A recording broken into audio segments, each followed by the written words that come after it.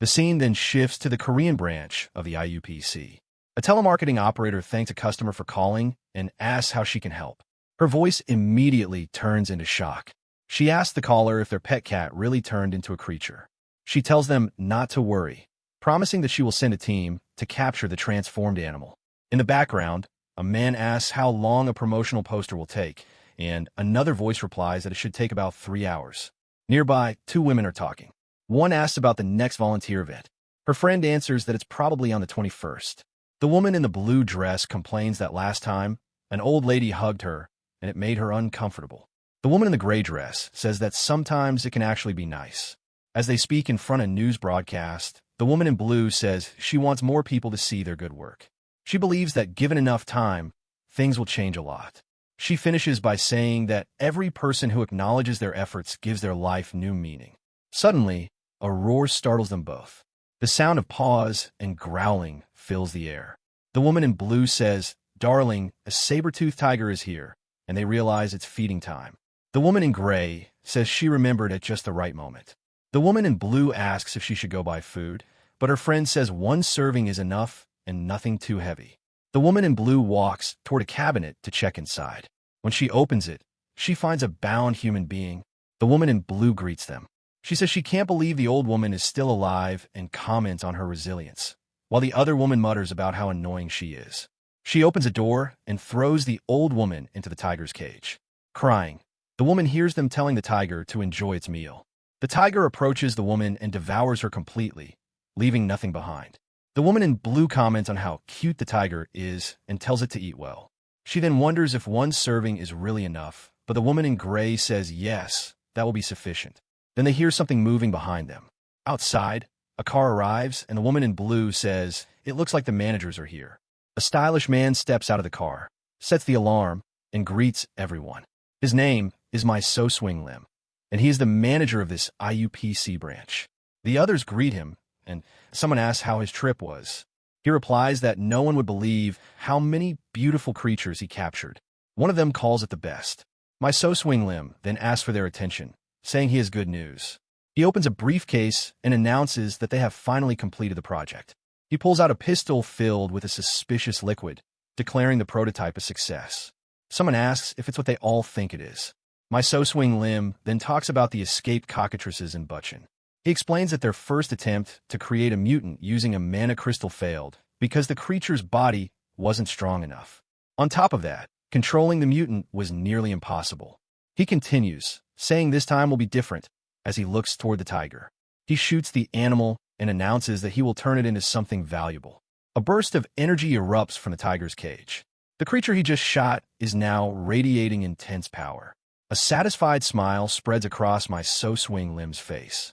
A man starts clapping, and the applause spreads through the group. Looking at his new creation, he says he never thought he would see something so beautiful. The scene then changes again to a rank 4 area. People are calmly walking around. But then Sahu and Giant arrive. Sahu notices that this area has a barrier, not like the previous one. Giant explains that they thought handling the tigers would take a lot of time, especially after the IUPC incident. As Giant talks about his luck in finding another crystal, Sashimi appears right behind him. Looking tired, Sashimi asks where Jihan was yesterday. Su is shocked and warns Jihan, but he simply greets Sashimi casually. Sashimi complains that Jihan made him handle all the tigers alone and then disappeared. Jihan apologizes, but Sashimi turns back and asks if that's all he has to say. Suddenly, Sashimi starts shaking violently. Then, just as suddenly, he becomes hysterical. Sahu asks what happened to him, saying he's behaving like a madman. Raising his phone, Sashimi tells them to stay quiet while they see what he has to show them. After looking, both of them start screaming like crazy. A thrilled Sashimi announces that the tigers and cockatrices sold out instantly. Sahu screams in shock after seeing so many zeros on the screen, saying it's 500 million won. Standing behind them, Sashimi calls it the grand prize. Sahu drops to her knees, admitting that hiring him was the right decision. Sashimi confidently says that whatever he cleans up is guaranteed to make profit. After celebrating, Sashimi says it's time to review their contract again and demands a 10% fee. Jihan cuts him off, saying it will be 4%, and Sashimi protests, still arguing. Sashimi insists that even in the cleanup business, there are policies that must be followed. Jihan just keeps shouting, 4%, back and forth. Sashimi offers 8%, but Jihan replies with 4 again. Sashimi accuses him of stealing in broad daylight, but Jihan simply declares, fine, it's 4%. A shocked Sashimi asks why he was arguing with himself. Then a calm voice interrupts, asking what those two idiots were doing. In the background, someone mutters, she's back again. The man turns around, curious about who they meant. First, a small paw appears, and then an extremely unusual-looking rat appeared. Sahu's face fell when she realized it was just a chinchilla. People began whispering, asking if she was one of those tamers. Someone else said they were wondering why they hadn't seen her before and identified her as Yuri Min from the Snowflake Guild. The crowd explained that she was famous for hunting saber-toothed tigers. When someone asked why, the answer was that no one really knew. Meanwhile, Yuri walked right past the 3 idiots from Epic. Sayu, on the other hand, was starting to develop a small crush on Yuri Min. Jihan told them to stop wasting time and head inside. He explained that the tamer was a saber-toothed tiger specialist. If they didn't move, her chinchilla would catch all the tigers. As Jihan was speaking, the chinchilla suddenly appeared right behind him. He looked at it and asked, why is this thing following me? The creature opened its mouth wide, showing its teeth. Sayu and Sashimi shouted at him to move away, but Jihan stayed calm, telling them not to worry because it wouldn't hurt him. Just then, a window appeared, calculating the chances of the chinchilla attacking him. Sashimi and Sayu were completely disgusted by what they were seeing. The chinchilla's owner commented on how strange its behavior was, saying it almost never showed interest in anyone. Then the woman introduced herself.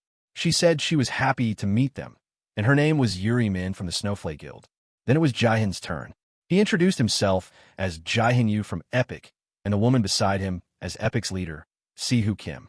Yuri asked if Jihan had hamsters or any other rodents at home. Jihan told her he didn't have any pets. Yuri found her chinchilla's reaction very unusual and thought there had to be a reason behind it. Just then, Sashimi called out to her. He grabbed Yuri's hand and began his introduction, saying his name was Sashimi and that he worked for a monster cleanup service. He told her to call him if she ever needed a cleanup crew. She replied that it was fine, reassuring him there was no need to worry. Then the chinchilla appeared behind her again, looking angry. Some bystanders gathered in the background to watch the scene. Poor Sashimi was being completely ignored. The onlookers commented that they had never seen Yuri talking to people from another guild, and that she was usually unfriendly. The conversation shifted when someone asked if they weren't the same ones who were with Doha earlier. Jihan turned his back, noticing that people were starting to recognize them. Yuri realized she had drawn too much attention and apologized. As she left, she wished the 3 of them good luck, and Jihan returned the gesture in his thoughts. But Jihan couldn't stop thinking about Yuri and her guild. He knew it had been almost 3 years since any news about Snowflake had come out. With their reputation, they should have been rank 3. He wondered why she was still stuck in rank 4, but he admitted it wasn't his job to guess. Jihan then called Sahu again, saying they should go inside, and she agreed. She told the cleanup guy not to disappear, and Chumi said okay. The scene then shifted to a building called Greenscape. The 2 of them went inside. Sahu said something fell off. They had already reached the 5th floor without encountering a single monster. Jihan suggested that maybe they had taken too long and other guilds had already passed through. Standing in front of the stairs, Jihan said they would have to search every floor as they went up.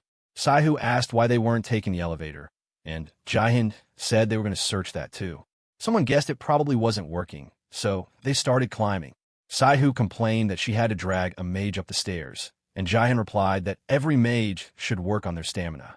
As they were climbing, a man appeared and asked who they were. His name was Gaiman, a member of the Knife Guild. Gaiman asked if they hadn't seen the sign on the 1st floor, saying the Knife Guild was protecting floors 207 to 209.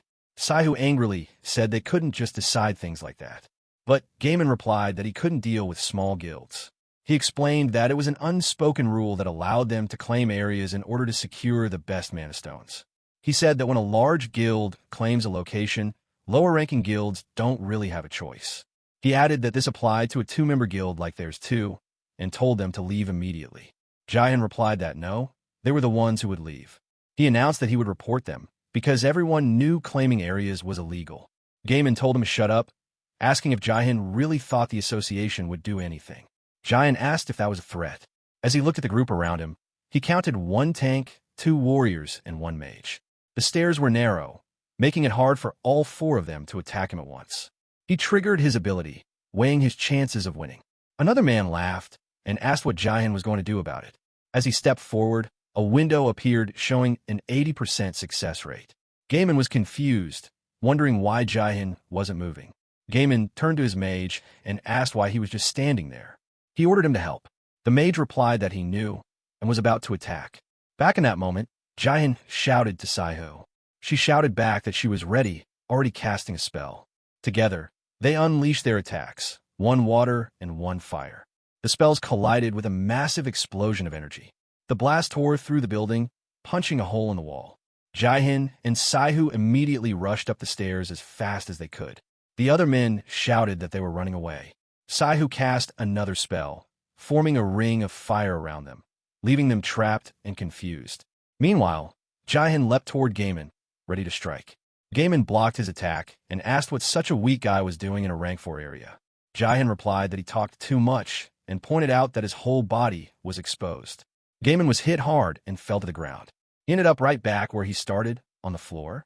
He asked if they really thought they would escape, threatening them with his guild's revenge. Gaiman was cut off when Jihin slammed his sword into the ground right beside his head. He asked what his guild could do for a dead man. A new man stepped in, telling Gaiman that his group wasn't strong enough to fight them. Saihu asked if she should finish him right there. One of the trapped men wondered how she could cast so many spells, and who these 2 even were. 2 more men appeared, yelling at each other to hurry up and put out the fire. But his partner said he wasn't good at water magic. A bald man complained that they hadn't even seen a tiger yet, and they were already wasting energy on this nonsense. As he said that, he turned around, and a woman used a water spell to extinguish the flames. She announced that the fire was finally out. But when she turned, a mutant tiger was eating the bald bystander. He screamed for help from inside the beast's jaws. After witnessing that horrifying sight, the woman ran away in terror. Saihu and Jihin heard screams coming from the emergency stairs. Saihu asked if it could be a saber-toothed tiger, but Jihin said the screams were too loud for that. It had to be something else. He activated his abilities again. A system window appeared, calculating his chances of survival. At that moment, the tiger appeared right in front of them. Covered in its prey's blood, the creature roared. The terrifying saber-toothed tiger roared again, locking directly onto Jihin and Saihu. The window updated, showing only a 0.5% chance of survival. The mutant charged straight at them.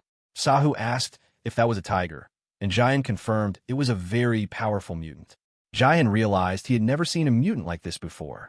It was completely different from the others. Meanwhile, Gaiman and the other bystanders froze in shock, wondering what that thing even was. Jihin quickly turned to them, saying he needed their help to fight it. But Gaiman was already running away, shouting that it was hopeless and none of them could defeat it. Jihin called them cowards. He had to admit to himself that he and Saihu alone weren't enough to defeat this mutant. The monster stomped the ground, cracking it as it rushed toward them. Jihin warned Saihu that it was coming. He quickly drew his sword. At the very last moment, he barely blocked the mutant's attack. Jihin realized just how strong it was. His sword would have broken if it didn't have elemental power. He decided he would have to finish it quickly with one powerful strike. As he was lost in thought, the mutant slashed at him with its sharp claws. But Saihu cast her spell at the perfect time, saving him. She told him this was his chance, and to attack with all his strength. He struck, using his skill to channel his elementals, pouring his power into his sword. But the attack had no effect on the mutant. The creature counterattacked, smashing Jihin in the head and throwing him into the air. Coughing blood, Jihin cried out that he didn't even see that hit coming. Saihu tried attacking the monster with her wind arrow ability. The mutant saw the arrows coming and easily dodged every single one. Saihu had no way to stop the next attack. At that moment, Yuri Min and her chinchilla arrived to save them. The chinchilla immediately charged at the mutant. It saved Saihu at the perfect time, and the two creatures collided. The chinchilla actually tossed the huge tiger aside. Seeing the crater it left behind, Saihu said that little thing had saved her at the last second. Yuri Min explained that she had heard an explosion nearby, but never expected to run into them. After greeting them again, Saihu said it was Snowflake's Yuri Min. Yuri then looked at Jihin and said he was in terrible condition. She told Saihu to grab Jihin and get out of there. promising that she would handle the mutant herself. Saihu suggested calling other heroes, but Yuri Min assured her it was fine, claiming that no saber-toothed tiger was a match for her. Saya noticed a strange change in Yuri's eyes and the tone of her voice. With that, Yuri jumped out of the building straight toward the mutant. Meanwhile, the chinchilla was already putting immense pressure on the tiger. The tiger took such a powerful punch that it spat out blood. Another blow landed, spraying even more blood. Still falling through the air, Yuri called out to Chilla, who immediately looked at her. Pointing at the mutant, Yuri cast a spell that hit the tiger directly. Chilla quickly moved aside, letting Yuri's attack land perfectly. The tiger was trapped in ice for a moment, but it eventually broke free. Yuri landed and said the mutant could still move. Even after her attack, this one was on a completely different level. The mutant charged again. Yuri launched another ice attack. This spell was fast, but still not enough to hit the mutant, which dodged everything while continuing forward. Yuri knew it had to have a weakness somewhere. Suddenly, the mutant tiger collapsed after being hit in the knee joint. Yuri said it wouldn't be able to move for a while. She explained that saber-toothed tigers have extraordinary physical strength, and their flexibility is a natural trait. But when their muscles contract from the cold, their joints can't support their weight. Yuri declared that the fight was over, and it was the mutant's mistake for letting the ice arrows hit. Watching from above, Saihu commented on how amazing Yuri was, and that they never had a chance. The injured Jihin called out to Saihu, who came to him. He told her she needed to go help Yuri. But Saihu replied that there was no need, because Yuri had already defeated the saber-toothed tiger. But Jihin didn't agree, saying the fight wasn't over yet. He activated his ability again, calculating Yuri's chances of winning.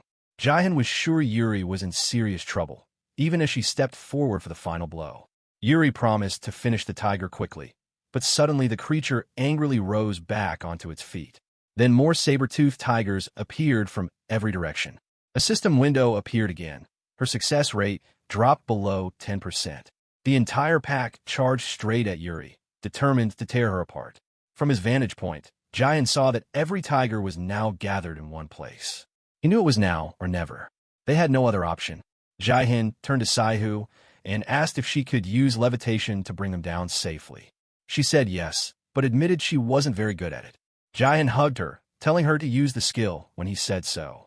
Her face turned red when he said her name. Holding a glowing green orb, Jihin said this was the only way. And with that, he jumped off the roof. With Saihu in his arms, Jihin activated his haste ability. As they fell, Saihu begged him to stop, asking him to at least explain the plan. Below, the saber-toothed tigers looked up, ready to pounce in midair. But then a barrage of spells rained down on the pack. It was Yuri Min casting them. Her attention was distracted, giving one tiger a chance to attack from behind. At the perfect moment, Chilla leapt in and saved her. Now, both Chilla and Yuri Min were completely surrounded by beasts. Yuri was exhausted, complaining that the tigers just wouldn't end. Encircled by the pack, she knew she had to find a mutant quickly before it attacked again or regenerated. Then she heard it, an odd noise from above. Exactly. It was those two idiots who had just jumped off the building. Jihin shouted to Saihu to use her levitation right now.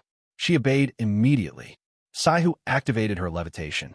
Jihin felt their falling speed slow down, but realized it wasn't enough to stop them completely. He had no choice but to use his mana to halt their fall, even though he knew he should have saved it. Saihu asked if he had done it. Jihin readied his attack, saying he had locked onto the perfect spot. He just had to cut through them like he did with the mutant cockatrice. He unleashed a devastating attack on every saber-toothed tiger he could see. The ground around them exploded in destruction, and just like that, they landed safely. But after using so much mana, Jihin was completely exhausted. Yuri Min ran toward them angrily, reminding them that she told them to stay away. Jihin snapped back, asking if that was any way to thank people who came to help. Yuri insisted she never needed their help, and that she had everything under control. Jihin then asked what her deal was with these tigers. Chilla glared at Jihin angrily, a look Saya didn't miss. Saya shouted that the attack had missed some tigers, and they needed to be careful. Jihin explained that these weren't the same tigers as before. It seemed the mutant was somehow calling more tigers into the fight. Yuri Min said its joints should have been completely ruined. Jihin guessed it must have some kind of regeneration ability.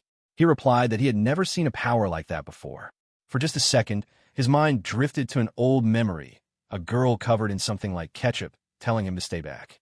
As Yurimin was lost in thought, Jihan shouted that the mutant was already heavily damaged and they could finish it quickly. But as soon as he said that, Yurimin suddenly charged straight toward the creature. Jihan shouted her name, but she couldn't hear him and kept running forward. He couldn't understand why she suddenly went crazy and rushed in alone. Turning back, Jihan asked Saihu for cover, and she immediately agreed. The tigers swarmed toward Yurimin. She unleashed her spells, knocking down the entire pack. Now, facing the mutant, she began casting once again. It began. Another tiger lunged in, trying to grab his leg. Yurimin shouted for it to get out of her way, and she tossed it aside like a doll. But in that split second, when her guard was down, the mutant rushed in with its claws spread wide. He saw that the mutant had regenerated at an unbelievable speed. The roaring creature was moving out of the room. At the same time, Jihan launched his attack, saying that eating him was probably not a good idea. He joked that cold food could give the mutant a stomachache. Without wasting even a moment, Jihan closed the distance and struck the creature with more attacks. This time, his strikes landed and actually dealt real damage. Chilla saw his chance and jumped in to help Jihan, and Sihu followed right after. As Jihan charged at the mutant for the final blow, he shouted that this was the end. But suddenly, Yurimin jumped right in front of him, telling him not to kill it. Jihan stopped his attack at the exact right moment. He asked what she was doing, insisting that they had to strike before it regenerated again. She told him they had to capture it alive, that killing it was not an option. Jihan asked if that was really her plan and told her to move aside. Then he demanded to know why. Why was she doing this? But while they were arguing, the mutant got back on its feet. It lunged straight toward Yurimin, ready to tear her apart. Sihu and Jihan just stood there, frozen, wondering what she was thinking. The mutant roared again, and Sihu warned that every roar was calling more tigers. Jihan's mind was racing, trying to come up with a plan, now that his mana was completely drained. Then a voice from the background called the scene pathetic, and the speaker used a gravity ability. Jihan immediately asked, "Who is it?" The man replied that Jihan was still just an emitter, a voice Jihan recognized instantly. The speaker continued, saying that even though Jihan had passed the Rank 4 exam, he was still weak and a disappointment. Another bystander added that he wasn't such an impressive prodigy after all, but a young woman said she was impressed that he had held out for so long. The newcomers were Sukin's crew, and he told them to stop talking and finish things quickly. The man behind the mutant's creation said he had expected this, guessing they were a level 3 dice guild crew.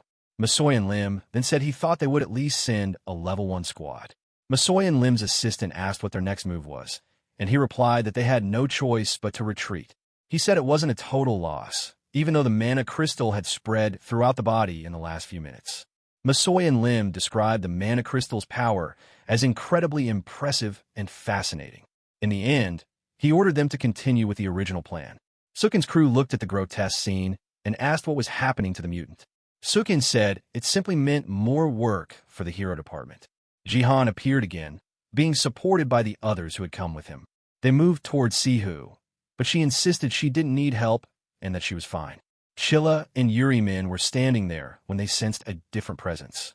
One of them looked around to see what it was. The scene shifts forward by a week. Jihan was holding his phone, where the day's news was playing. Someone asked what had happened inside. Hashimi arrived, saying that the MA they were in was on the news, and asked why Jihan was so injured. Jihan replied that civilians couldn't find out. Sushima insisted he had the right to know since they were partners. Jihan thought to himself that he never should have hired him. Then it was revealed what had happened that day.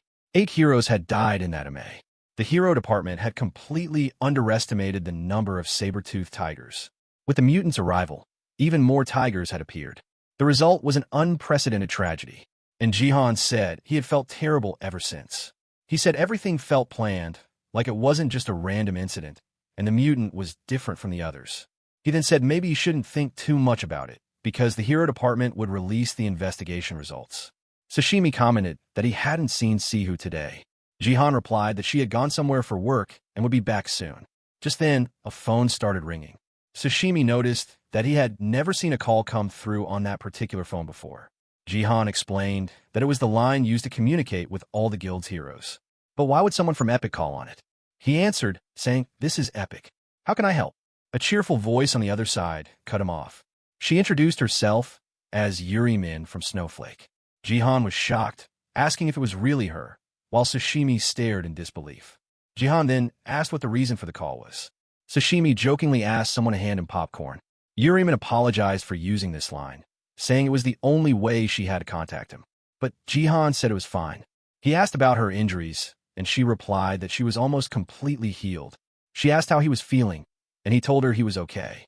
But he could sense from her uneasy tone that something was wrong. He doubted she would use this line just to check on him. Then she said that what she was about to say was sudden, but she asked if they could go on a date today. Sashimi, now yelling while eating popcorn, asked if she meant today, and said that was impossible. The scene shifts to a building. Sihu is shown talking to her father. She asks how he is. He replies that he heard she had fought a mutant in her MA and asks if she got hurt. She answers no. He scolds her, saying she needs to be more careful, reminding her that support types are the most common targets. She tells him to stop because he keeps saying it again and again. He just repeats that if something goes wrong, she should run away without looking back. Sihu tells him to stop. He says it's good to know she has partnered up with someone reliable. Blushing, she admits that Jihan has truly been very helpful for her and the guild. She tells her father that if she hadn't met Jihan, she might still be stuck in the same place. He agrees. Her father's name is revealed to be Jino Kim, the head of research in Kyoto, Tokyo. He says he would like to meet Jihan someday. He also mentions that Jihan is a hero who inherited his mother's powers, and he has many questions for him. His assistant arrives and tells him he needs to review the newly arrived sample. He replies that he's on his way and tells him to move ahead. Then he tells his daughter he has to hang up, but she stops him and asks when he's coming to Korea. He answers that it will be on her mother's death anniversary. She complains that he hung up on her and says it's his habit. She stretches and says she needs to finish her housework quickly. Her phone starts ringing, and she wonders why he is calling. The scene changes again. This time, Jihan is dressed very nicely and looks very charming. It's shown that before leaving, Sashimi gave Jihan a good luck charm. Jihan asks what kind of luck it's supposed to bring. He says he only wore it because Sashimi wouldn't stop bothering him about it. While he was distracted, Yuri Min calls out to him. She asks if she made him wait too long. Jihan thinks to himself that she didn't look like an MA at all. He tells her he just arrived, and she seems relieved. Who arrived first? After talking about it for a bit, Yuri Min says she already booked a table at a restaurant. Meanwhile, Sashimi was eating popcorn and told Sihu that the two of them were going out for lunch. A jealous Sihu wondered what Jihan was thinking.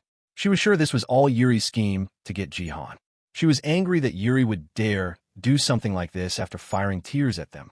As the guild master, Sihu decided that this was completely wrong. The scene shifts to the restaurant, where Jihan and Yuri Min are eating their meal. Yuri says the smell of coffee is so nice, and Jihan agrees. Sihu was lost in her thoughts, repeating that this wasn't right. Back at the table, Jihan compliments Yuri on her proper dark clothes. He then offers to pick up her teddy bear, but she tells him it's fine and that she doesn't need any help. Sashimi says all of this looks very suspicious, but Sihu doesn't say a single word. Instead, she punches Sashimi and declares that this was clearly a date.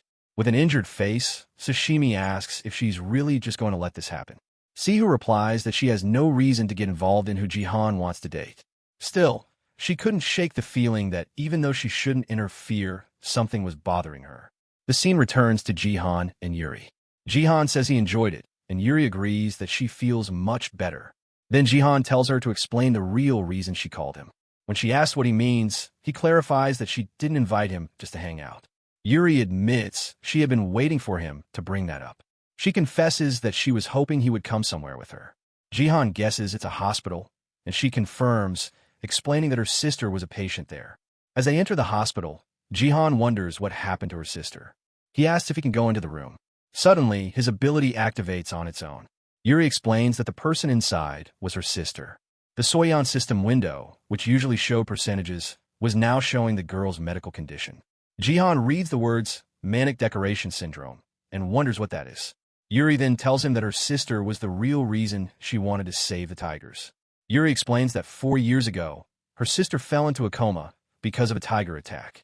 She hasn't woken up since, and the doctors are completely shocked. Jihan realizes this is why she was so obsessed with hunting the tigers. Yuri confirms it, admitting she thought if she kept trying, she would find an answer. But now she knew she had been wrong the whole time. She believed the mutant factor held the key to her sister's treatment. But after seeing today's reports, she understood there was no link. Yuri apologized for her behavior, admitting she had put both Sihu and Jihan in danger. Jihan tells her not to worry, saying he finally understood her reason. Just then, Jihan's ability lit up again. This time, it calculated how important Yuri was for Epic's expansion. In his mind, Jihan realized Epic needed her. He understood that the exact same thing had happened before, the day he first met Sashimi. He remembered telling Sihu to stop, and at that moment, his ability showed him Chumi's importance for Epic. Jihan felt like his power was actively guiding him toward his revenge. He had never seen his ability behave like this before. He confessed to himself that he had hired Sushima only to figure out how his power worked. And now it was happening again. But this time, with Yuri-min. If he had found one out of the four, then Yuri-min was necessary to complete his group. He still needed to find 3 more people. Yuri noticed that he looked pale and worried, and asked if he was okay. He simply told her he felt a little dizzy. His mind was racing. When his ability first calculated Epic's chance of success, it was 99%. But now it seemed like new conditions had to be met. Jihan began to feel weak, realizing that using his power so much was affecting him. Still, he decided that if he had to do it, then he would. Jihan turned toward Yuri and asked how many years she had been hunting those tigers. She told him it had been about 4 years. Jihan pointed out that in all that time, she hadn't found even a single clue about waking her sister up. Yuri had to admit it. Jihan said he didn't know much about her methods, but since nothing had worked so far, maybe it was time for a new strategy. Yuri asked what kind of approach he was suggesting. Jihan decided to give her an example. He rolled up his sleeve and explained that for a simple cut, you usually disinfect it and apply an ointment. He asked if she knew what was inside those ointments. Yuri admitted she had no idea. Jihan explained that a common ingredient is something called Centella Asiatica, or Indian pennywort. He told her it's just an ordinary plant you can find in any mountain or field. That plant has antibacterial and anti-inflammatory properties, along with other benefits. Jihan continued, explaining that while plants hadn't turned into monsters yet, some researchers believed it was only a matter of time. And the plant stem itself wasn't what healed wounds. The real healing came from the plant's extract. Yuri found it an interesting way to look at it. The plant itself had nothing to do with her injuries, but it was still helpful. Looking at her sister, Yuri thought maybe this could apply to her situation. Or maybe not. And it didn't seem connected to the tigers at all. Jihan understood that Yuri already knew everything he was telling her. She had simply decided to keep moving forward. Her desire for revenge against the creature that hurt her sister was just as strong. Keeping all that in mind, Jihan told her that he had a proposal.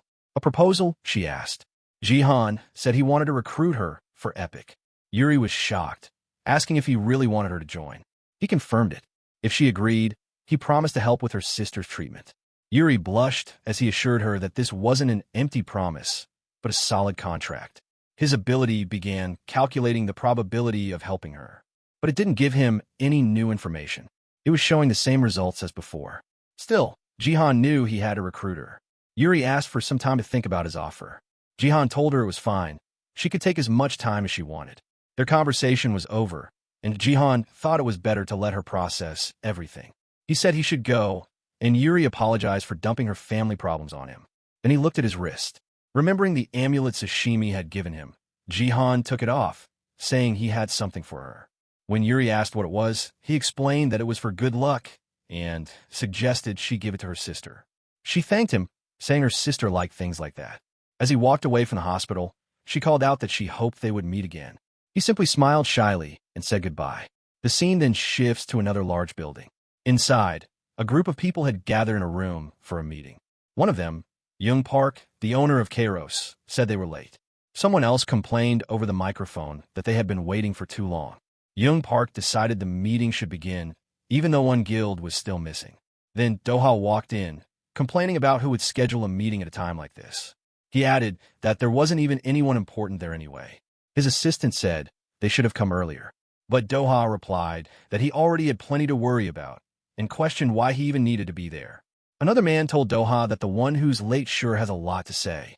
It was Han, the leader of the Warriors Guild, who said everyone had been waiting for him.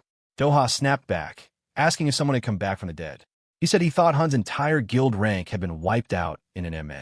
Han angrily stood up, shouting that it would take more than that to bring down his guild, and that they had cleared that mission years ago. Someone in the background told them to lower their voices, saying that even though they were guild leaders, they were still immature. The speaker was Gangsh, the owner of the Red Hall Guild. He told Doha that he thought he would have learned after being saved by him. Angrily, Doha asked if Gangsh had a problem, suggesting they settle it outside. Yongchang simply said no, asking why he would waste his time on such a weak guy. Their rivalry was obvious. A history of 103 matches. Gangsh had 52 wins and 51 losses, while Doha had 51 wins and 52 losses. Nearby, a woman said they were behaving like children, wondering why men always felt the need to prove their worth. It was Myojo Kim, the owner of the Snowball Guild. Doha said it had been a long time since he'd seen her, guessing it had been about 3 years. Myojo got angry when Doha said her new look made her seem older and asked who he was calling old. Doha simply said things were the same as always. His assistant whispered that no woman wants to hear she looks old. The meeting leader announced that now that everyone was present, they could begin. He explained that he had called them because of another major incident in Incheon. He then revealed that this time, they had evidence that the IUPC was behind it. Everyone was shocked. Hearing this, Doha shouted, "Those damn protesters!" He added that this meant they could finally attack the IUPC headquarters with weapons. Someone told Doha to think before speaking. Myojo told him they couldn't do much with such little evidence, and asked why he thought the guilds hadn't already taken action. The meeting leader agreed, saying Myojo was right. With limited evidence, they couldn't do anything and had to be cautious. The presenter told everyone to look back at the screen, announcing it wasn't over. He displayed an image of the saber-toothed tiger mutant scene in Incheon. People in the room began murmuring, asking what kind of terrifying creature it was, because none of them had ever seen anything like it. Gangshan commented on how strange it looked. The presenter agreed, explaining that its appearance made it an atypical mutant. He added that the hero department had been receiving reports of similar creatures, like a red spider found on Mount Jean. He also mentioned an increase in carnivorous plants found in a private field. All of these new mutants, he said, began appearing right after the saber-toothed tiger. After this explanation, Hun asked what it meant, since different monsters appearing was common. The presenter admitted that based on appearance alone, these weren't special cases. But a DNA analysis revealed something else. All these new monsters shared a unique genetic modification that started with the tiger mutant. Myojo told him to get to the point and explain what the new modification was. So the presenter told them clearly. The modification was their mana crystals. He reminded them that every mutant has a mana crystal. The research department had discovered that mutants are born when too much mana mixes together. He emphasized that mana crystals were still being heavily researched, and with their current technology, creating one was impossible. But the crystal inside the saber-toothed tiger was artificial. It had been specially designed to be turned into liquid. The crowd began questioning him. One person pointed out that he had just said they didn't have the technology for that. Doha's assistant turned to him and asked if he knew anything about it. Doha replied that he didn't know much, only that it was a method that worked for elementals. Doha realized this was the reason for the sudden increase in mutants. It was all part of an experiment to turn mana into liquid. After understanding that, Doha announced to the room that it was clear who was behind all of this. Gangshan found it interesting, but said they needed more than that to make such an accusation. He then asked what the IUPC had to do with it, reminding the presenter that he claimed they had evidence against them.